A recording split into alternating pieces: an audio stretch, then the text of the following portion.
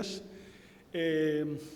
La idea es hacer una revisión de fisiología y sobre todo fisiopatología placentaria enfocada esencialmente en la significación clínica de esta fisiología. No es revisar la fisiología por saber por dónde va el leucocito y si la energía sube o baja, sino una revisión sumamente práctica en la cual entendamos que la aplicación de los métodos del bienestar, de evaluación del bienestar fetal tiene una secuencia lógica, y esa secuencia lógica está basada en conceptos de fisiología y fisiopatología, y en la medida en que uno los tenga claro, probablemente puede ser mucho más racional en el uso de toda esta tecnología. La placenta humana es un órgano absolutamente portentoso.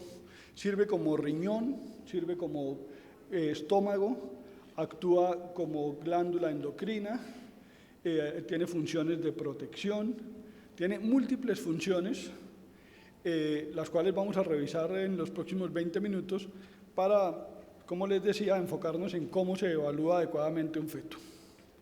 Si uno tuviera que esquematizar la placenta es, obviamente en términos muy simplistas, un ovillo vascular que pone en comunicación circulación materna con circulación fetal, y que a través de este ovillo ocurren múltiples procesos de intercambio bidireccionales feto-madre, madre-feto, y además de otra serie de procesos en términos de producción de sustancias. Desde el punto de vista histológico, simplificando obviamente también, la placenta es simplemente una membrana, y es una membrana que tiene una serie de características. La más importante de ellas es su espesor. Es una membrana que nunca debe tener un espesor superior a una micra, ¿sí? Normalmente oscila entre 0,5 y 1 micra, y es una membrana, como les decía anteriormente, a través de la cual se ponen en contacto la circulación materna o la sangre materna con la sangre fetal. Siguiendo con nuestro simplismo, la placenta es una sábana, y es una sábana que tiene 12 metros cuadrados de superficie. Si uno lograra coger todo el ovillo vascular de la placenta y lo estirara en una sola membrana, esa membrana tendría 12 metros cuadrados. Y por un lado de esa membrana circula sangre materna rica en oxígeno, rica en nutrientes, y por otro lado circula sangre fetal rica en CO2 y en productos de degradación del metabolismo de las proteínas. Es un sistema de flujo entrecruzado que maximiza los intercambios madre-feto y feto-madre de las sustancias que ya mencioné anteriormente. ¿Cuáles son las funciones de la placenta? Como les decía, muchas. Tiene una función respiratoria, intercambio de gases, tiene una función nutricia, transfiere nutrientes de madre-feto, tiene una función endocrina muy importante para el soporte del embarazo, tiene una función excretora transfiriendo sustancias desde el feto hacia la madre, y tiene una función de protección contra agentes externos que también vamos a revisar someramente.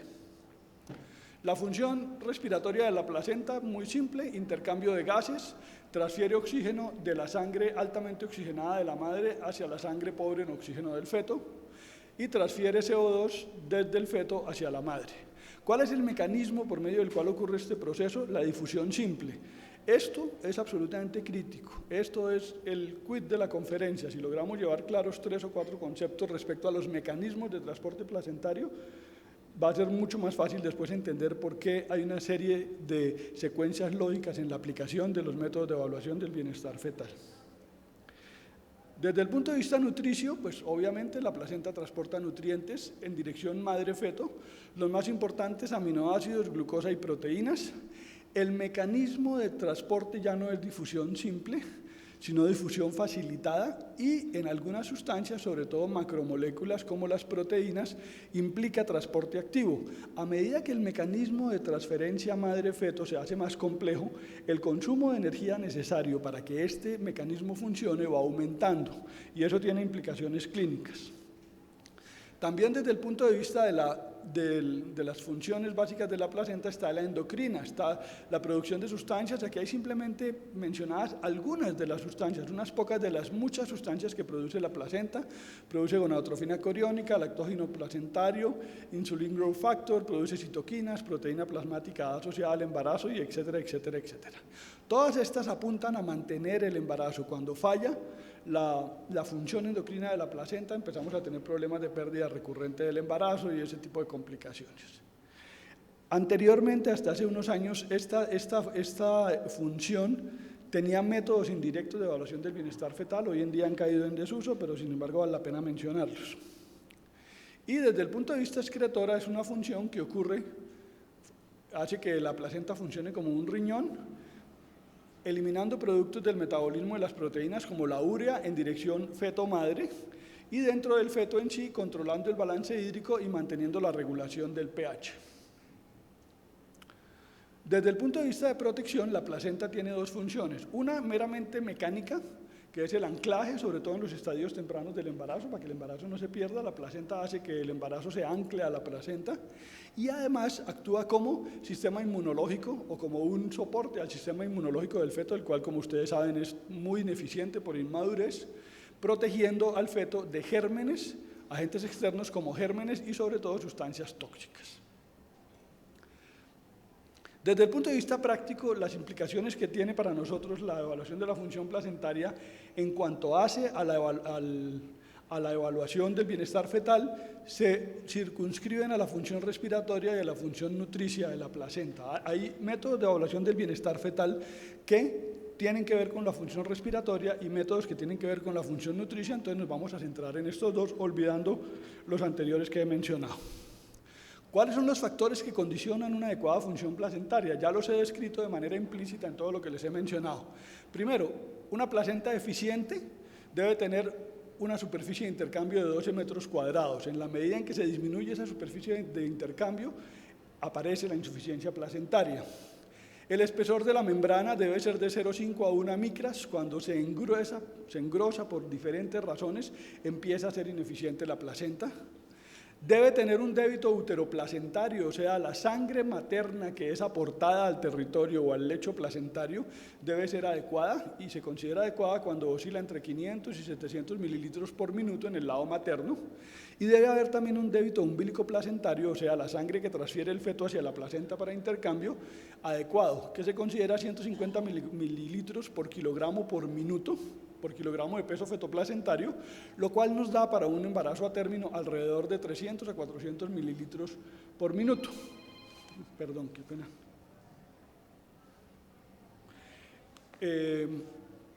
Lo cual nos da alrededor de 300 a 400 mililitros por minuto.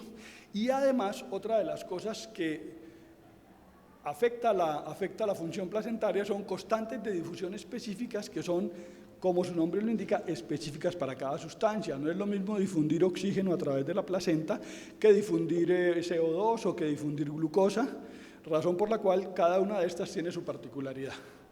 Cuando uno afecta cualquiera de estos factores, afecta necesariamente la función placentaria y aparece la insuficiencia placentaria. Importante, este cuadrito, yo creo que esta es la diapositiva central. Si ustedes se llevan esta idea en la cabeza de esta charla, yo creo que ya tenemos un muy buen logro, y es los mecanismos de difusión a través de la placenta tienen un consumo de energía específico y eso tiene implicaciones clínicas. Por ejemplo, el oxígeno y el agua difunden por difusión simple, se transfieren del feto a la madre por difusión simple. Es un mecanismo altamente económico, consume muy poca energía, ¿sí? La glucosa, en cambio, se transfiere por difusión facilitada y requiere un consumo mayor de energía. Los aminoácidos y las proteínas consumen aún más energía para ser transferidos porque utilizan transporte activo que requiere energía de manera muy importante. Las macromoléculas se transfieren por pinocitosis y los elementos corpusculares como glóbulos blancos, glóbulos rojos, etcétera, etcétera, que ustedes saben que se transfieren de la madre al feto y del feto a la madre, pasan a través de un mecanismo que se llama transporte por fisuras, que tiene un altísimo consumo de energía. ¿Eso qué quiere decir? Que cuando yo afecto la placenta, cuando la placenta se afecta por alguna razón, primero se afectan los mecanismos que requieren alto consumo de energía. Por ejemplo, la placenta es, en términos energéticos, un órgano muy ineficiente. ¿Por qué? Porque de cada 100 calorías que usa la placenta o que llegan a la placenta consume el 40% en su funcionamiento propio y le transfiere el otro 60% al feto. Entonces, cuando hay una placenta dañada, rápidamente se afectan los mecanismos dependientes de energía y a medida que va evolucionando el daño placentario, llegan al final a afectarse los mecanismos de transporte más simples y más sencillos, como son el oxígeno y el agua. Entonces ahí empezamos, ¿qué es la insuficiencia placentaria? Yo siempre he dicho que la insuficiencia placentaria, desde el punto de vista de su definición, es como Dios, que todo el mundo sabe qué es, pero nadie lo ha visto ni sabe cómo es. ¿Por qué? Porque uno le pregunta a un residente, bueno, ¿y qué es la insuficiencia placentaria? Sí, doctor, sí, eso, pues que la placenta no funciona. Bueno, pero defínalo. No, pues es que, pues sí, pues claro, el feto no crece, pero no hay un concepto claro. Entonces, intentando tener una definición clara, es un estado patológico en el cual la placenta es incapaz de proveer adecuadamente al feto de los elementos necesarios para su crecimiento y metabolismo, o sea, de transferirle oxígeno y nutrientes. Esta definición no es mía, es de un doctor que se llama el doctor Kaufman, y que hoy en día está en la Universidad de California, es un ginecólogo patólogo al cual yo conocí en la Universidad de Heidelberg cuando él empezaba, y que es hoy en día una de las personas más reputadas en estudios a nivel placentario. ¿Cómo se produce la insuficiencia placentaria? Entonces, ya habíamos dicho cómo funciona una placenta. Cada vez que se afecta uno de estos mecanismos ocurre o se va produciendo la insuficiencia placentaria. Uno puede tener insuficiencia placentaria por disminución de la superficie de intercambio. La famosa sábana de 12 metros cuadrados, pues ya no es de 12, sino de 6. ¿Por qué? Porque hay trombos, porque hay infartos, porque hay áreas desde el punto de vista vascular no funcionales. Y entonces, pues, si en 12 metros se transfieren 100 calorías, pues en 6 metros se transfiere la mitad, y etcétera, etcétera, y compañía. También puede ocurrir un engrosamiento de la membrana, la famosa membrana de 0.5 a 1 micras. Si esa membrana, ahí ocurren depósitos de fibrina o de complejos inmunes, lo cual es muy común en las enfermedades autoinmunes, el lupus, etcétera, etcétera. Y en la medida en que es cada vez más gruesa la membrana, pues el transporte a través de esa misma membrana se hace ineficiente y se va instaurando el proceso de insuficiencia placentaria. También se puede disminuir el débito uteroplacentario por vasoespasmo, como en el caso de la preeclampsia, por infartos, por una abrupción. Uno puede perder una porción muy importante de la placenta de manera súbita, ¿sí? O se puede afectar o se puede disminuir el débito umbilico placentario cuando ocurre una trombosis del cordón, hay compresión funicular, nudos, etcétera, etcétera. Desde el punto de vista de su clasificación, la insuficiencia placentaria tiene dos tipos. Puede ser crónica, también conocida como insuficiencia de tipo nutricio. Es una condición de instauración gradual que afecta el crecimiento fetal y que compromete de manera primaria los mecanismos de transporte placentario dependientes de energía. ¿Eso qué quiere decir? Que cuando una placenta empieza a dañarse, lo primero que se afecta es el crecimiento fetal, ¿sí? ¿Por qué? Porque la glucosa no se transfiere, porque los aminoácidos no se transfieren, las proteínas tampoco.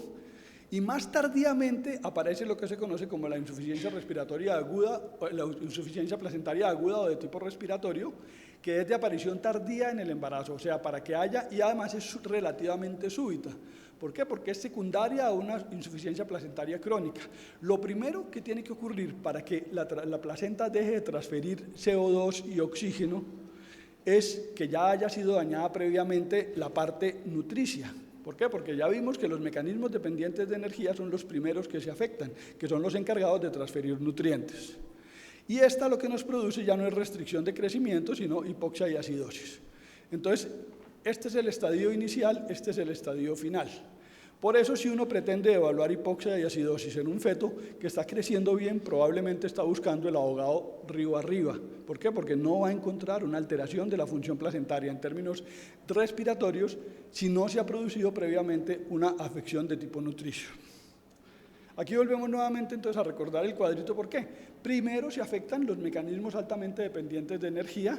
Entonces primero se afecta el transporte por fisuras, el paso de micromoléculas, aminoácidos y proteínas, y en ese sentido, primero en la insuficiencia placentaria se afecta el crecimiento fetal. Cuando ya está afectado y la situación se agudiza, se afecta la difusión facilitada, entonces no pasa glucosa, y finalmente se afecta la difusión simple, o sea, el oxígeno, el CO2 y el agua son los últimos que empiezan a afectarse, y aquí es donde nosotros tenemos ya una situación terminal, con un daño cerebral fetal, con todo lo que ustedes quieran en términos de hipoxemia y acidosis. Eso nos establece un continuum en la afección de los mecanismos de transporte de la placenta, que nos lleva desde el feto normal a la instauración de una restricción de crecimiento intrauterino, y solo tardíamente o solo posteriormente aparece la acidosis, porque primero aparece la hipoxemia y después aparece la hipercarbia. Entonces, por eso les digo que esto establece una secuencia lógica en la aplicación de los métodos de evaluación del bienestar fetal. Cuando yo hago, por decir algo, una monitoría fetal con el ánimo de ver si el feto está acidótico o no, y el feto está aquí, o aquí, pues probablemente todavía no lo voy a tener. Esto es un cambio tardío. En cambio, si yo hago una ecografía sencilla, obstétrica, en la cual mido el diámetro biparietal, el abdomen y el fémur, y además evalúo el líquido amniótico, probablemente es una mejor prueba de bienestar fetal en los estadios iniciales de la insuficiencia que los Doppler y las monitorías y todas esas cosas. Entonces, ¿qué es la evaluación del bienestar fetal? Es simplemente la aplicación de diferentes pruebas con la intención de predecir el resultado perinatal.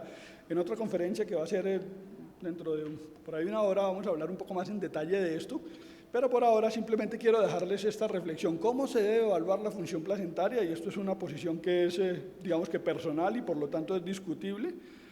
Sin embargo, el año pasado, en la última guía de práctica clínica del American College de Obstetricia y Ginecología sobre evaluación del bienestar fetal, más o menos plantean algo parecido a lo que yo estoy planteando, y esto pues no es nuevo, yo llevo 10 años hablando de este tema, y me parece muy interesante que podamos discutirlo en la otra charla. Primero, hay que evaluar el bienestar fetal con métodos que valoren el crecimiento fetal y sus trastornos. ¿Por qué? Porque estos métodos son los que evalúan la insuficiencia placentaria crónica, evalúan la parte nutricia de la placenta. ¿Y cómo la evalúa uno? Fácil, con una ecografía sencilla, con una medición de abdomen, cabeza, fémur, húmero. Tiene uno para saber si un feto está creciendo bien o no. Y si el feto está creciendo, yo estoy absolutamente seguro de que está bien oxigenado. ¿Por qué? Porque primero se afectan los mecanismos dependientes de energía y más tardíamente los mecanismos no dependientes de energía. Después de eso, ¿qué otra cosa puedo usar yo? El perfil de crecimiento. El perfil de crecimiento es muy útil, es simplemente la evaluación secuencial y sería... ¿2 minuticos puedo, doctor? La evaluación secuencial y seriada del crecimiento, que nos permite saber si es un feto pequeño que está creciendo de manera normal o si es un feto que está haciendo una desaceleración en su crecimiento. Si hay desaceleración en el crecimiento, probablemente estamos ante una restricción de crecimiento. Si hay una tendencia normal de crecimiento por percentiles bajos, probablemente estamos ante un feto constitucionalmente pequeño para la edad gestacional. Ahora, una vez que sabemos eso, o una vez que se afecta la ecografía, podemos entrar a evaluar el feto con métodos que valoren el comportamiento y el medio ambiente fetal. Como por ejemplo el perfil biofísico fetal, no me voy a detener en eso porque además ya no tenemos tiempo y además no es el sentido de la charla. O como el Doppler fetal. El Doppler fetal ya no evalúa si la placenta está bien o no, sino que evalúa cómo se está comportando el feto desde el punto de vista adaptativo frente a un fenómeno que ya se presume hipóxico. Lo mismo el índice amniótico. El índice amniótico es un reflejo de la circulación esplácnica fetal y de la oxigenación de ese territorio, y es uno de los marcadores independientes, aislados, que mejor se correlaciona con pobre resultado perinatal, como veremos en la siguiente conferencia.